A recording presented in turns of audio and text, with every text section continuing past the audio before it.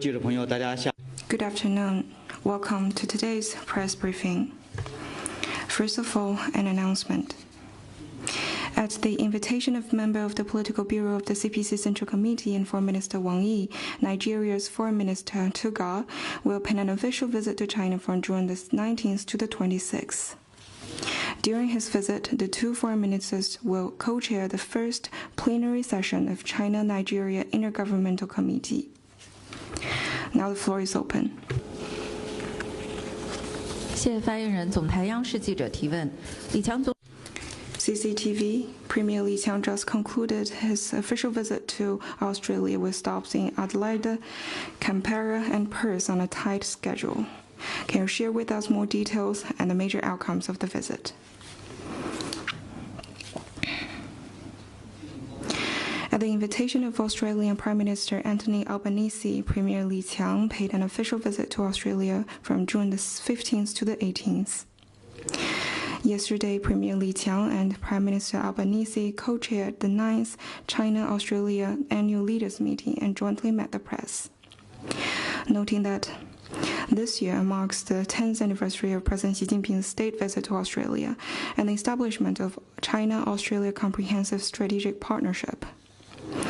Premier Li Qiang pointed out that the most important experience drawn from the past decade of development of China-Australia relations is that the two sides should respect each other, seek common ground, while shelving differences, and engage in mutually beneficial cooperation. Since Prime Minister Albanese's visit to China last November, more progress has been made in resuming and enhancing dialogue and cooperation in various fields, leading to a comprehensive turnaround of bilateral relations.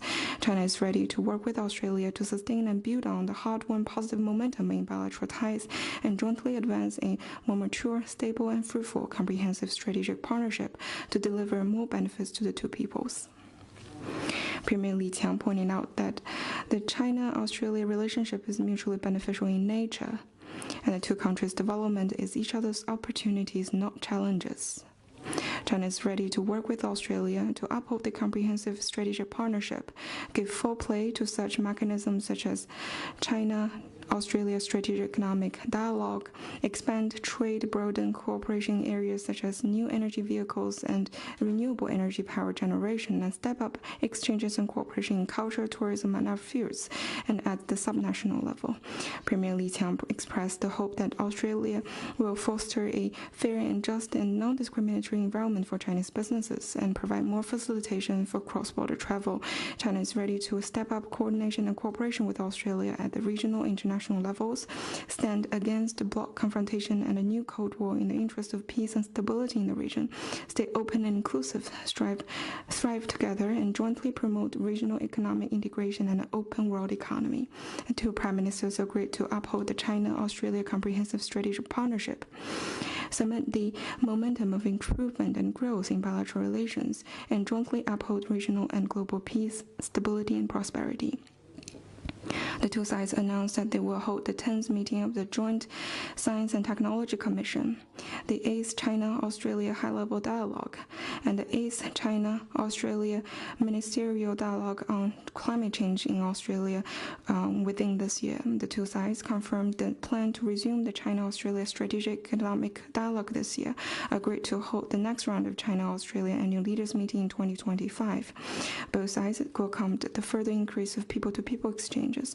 China will include Australia in its unilateral visa waiver program, and the two sides agreed to provide each other with reciprocal access to multiple entry visas of up to 3 to 5 years duration for tourism, business, and visiting family members. After the meeting, the two prime ministers jointly witnessed the signing of multiple bilateral cooperation documents on trade, education, climate change response, and culture, among others. The two sides issued the statement on joint outcomes of the China-Australia Annual Leaders Meeting. During his visit in Canberra, Premier Li Qiang also met with Australian Governor-General, President of the Australian Senate, Speaker of the Australian House of Representatives, and Leader of the Opposition. In Adelaide, Premier Li Qiang looked at the China-Australia cooperative research on the conservation of giant pandas, and today in Perth, Premier Li Qiang and Prime Minister Albanese jointly attended the China-Australia CEO Roundtable meeting. Next one, please. 谢谢发言人。中新社记者提问：据报道，中欧人权对话。 China News Service, it was reported that the China-EU Human Rights Dialogue was held in China a few days ago. Can you share more details of the dialogue? From June 13 to 17, China and the EU held the new round of human rights dialogue in China. Assistant Minister of Foreign Affairs Miao Deyu met with head of the EU delegation, Deputy Managing Director for Asia and the Pacific at the European External Action Service, Paola Pampaloni, Director General of the Department of International Organizations and Conferences of the Foreign Ministry Shenbo, and Pampaloni co-chaired the China-EU Human Rights Dialogue in Chongqing. Representatives from China's legislative, judicial, ethnic, and women departments attended the dialogue. The Chinese side fully elaborated on China's human rights development path, philosophy, and achievements, and China's position and propositions on global human rights governance. The Chinese side also protested against the China-related contents in the 2023 annual report on human rights and democracy in the world and the annual reports on Hong Kong and Macau recently released by the EU, stressed that affairs related to Xinjiang, Xizang, and Hong Kong, as well as individual judicial cases, are purely China's internal affairs that brook no external interference, and asked the EU to earnestly respect facts and the human rights development path independently chosen by the Chinese people and stop interfering in China's internal affairs under the pretext of human rights. In response to the EU's groundless accusations against China's judicial procedure, death penalty, labor rights, and issues related to ethnic groups and religions, China laid out the facts and used the facts and reason to firmly refute these allegations. The Chinese side also pointed out the grave human rights problems in EU countries, including racial discrimination, infringement on the rights of refugees and immigrants, restriction on freedom of speech, religious hatred, judicial unfairness, and violence against women, and asked the EU side to earnestly resolve these problems.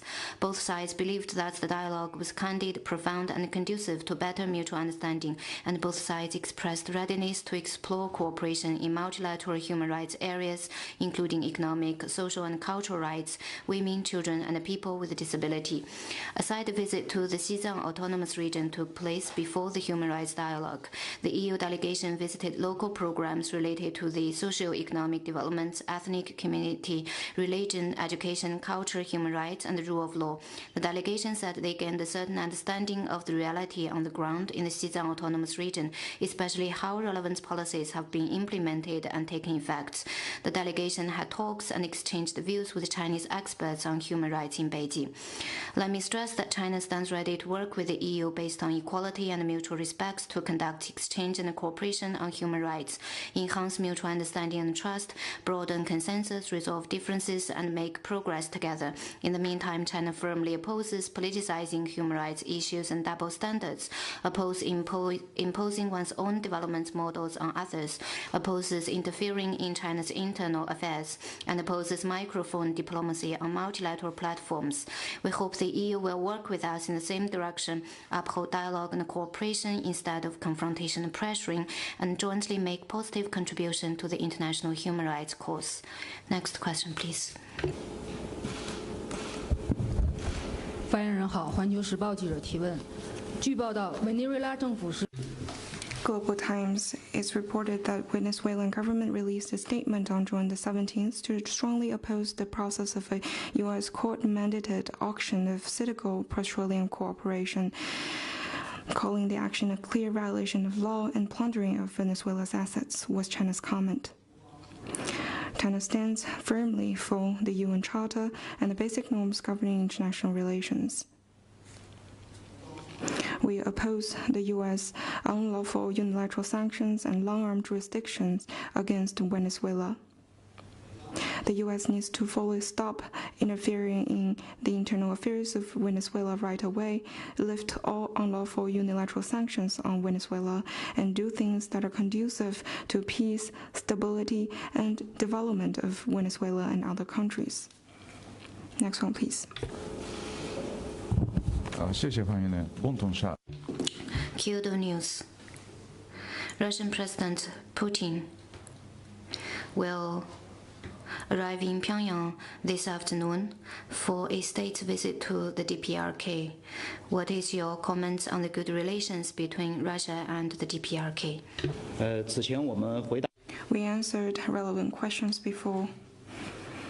This concerns bilateral interactions between Russia and the DPRK. Next one, please. Thank you. Bloomberg News. 彭博社。一个美国两党议员小组，该小组由众议院外交事务委员会主席迈考尔领导，并且包括前众议院议长佩洛西。该小组正在访问达拉萨拉，并将会见达赖喇嘛。此外，美国国会本周通过了促进解决藏中冲突法案，该法案加强美国对西藏的支持，并推动中国政府与达赖喇嘛或西藏流亡官员之间进行谈判。美国总统拜登预计将签署该法案，使之成为法律。外交部对这两件事有何评论？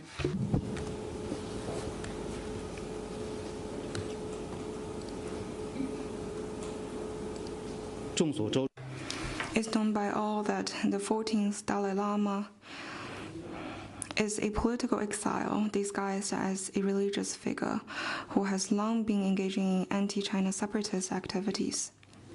We have stern concerns over the report and urge the U.S. to see clearly the anti-China separatism nature of Dalai Group, abide by its commitment on Xizang-related issues, refrain from any engagement with the group in any form, and stop sending out wrong information.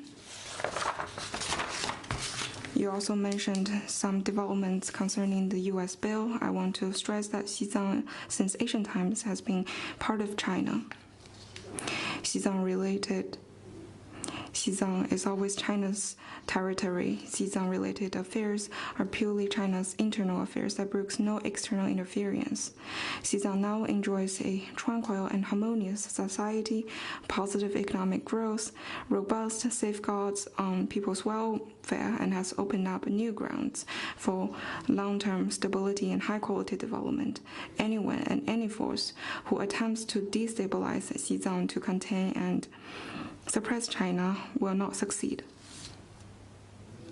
We urge the U.S. to honor its commitment of recognizing Xizang as part of China and not supporting Xizang independence. The U.S. should not sign the mentioned bill. China will take resolute measures to firmly defend its sovereignty, security, and development rights and interests. Next one, please.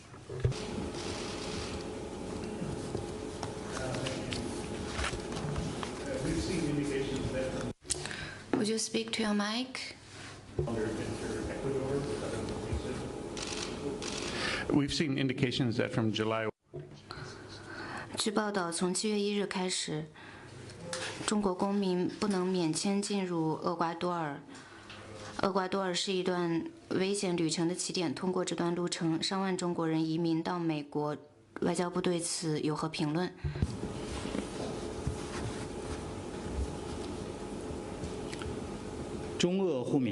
The China-Ecuador mutual visa exemption deal, since coming into force in August 2016, has played a positive role in promoting practical cooperation between the two sides and cross-border travel between China and Ecuador. The Chinese government firmly opposes any forms of smuggling. In recent years, law enforcement authorities crack down on crimes that undermine border control, as well as all kinds of criminals organizing and participating in smuggling activities. Positive outcomes have been achieved through this effort. At the same time, Chinese law enforcement authorities are working with relevant countries to jointly combat cross-border smuggling activities, repatriate smugglers, and jointly uphold the order of state-to-state personnel exchanges and interactions. Next one, please. Thank you. One more question. 澳大利亚总理阿尔巴尼斯表示，他对中国官员试图阻止陈磊被摄像头拍到表示关切。阿尔巴尼斯表示，中国政府的官员非常的的行为非常的笨拙。你对此有何回应？了解你提到的具体。 I'm not aware of the specifics you mentioned, but I can tell you is that, according to my knowledge, the activities of the 9th China-Australia Annual Leaders Meeting has been held successfully and positive outcomes have been achieved. Next one, please. 下午好，法新社提问。 AFP. NATO Secretary General Stoltenberg yesterday warned China that if China continues to provide military technology to Russia and help Russia in the war against Ukraine, NATO allies will ask China to pay for it. What is your response? 北约组 NATO is the product of the Cold War and the biggest military bloc in the world. What kind of role it has played in the Ukraine crisis, the international community has a judgment on it. What the NATO needs to do is to make self-reflections. Instead of arbitrarily smearing and attacking China, China is not the one who created the Ukraine crisis, and we are not a party to it. We are always committed to promoting talks for peace. The objective and fair position, as well as our constructive role that China has played, has been widely commended by the international community. We urge relevant sides to stop shifting blames, sowing discords, stop fueling the flames and instigating bloc confrontation. Instead, they need to earnestly do something real for the political settlement of the crisis. Next one, please. 还有其他问题吗？ Anything else? 好，那今天的记者会到此结束。 Then let's call it a day. Thank you for coming.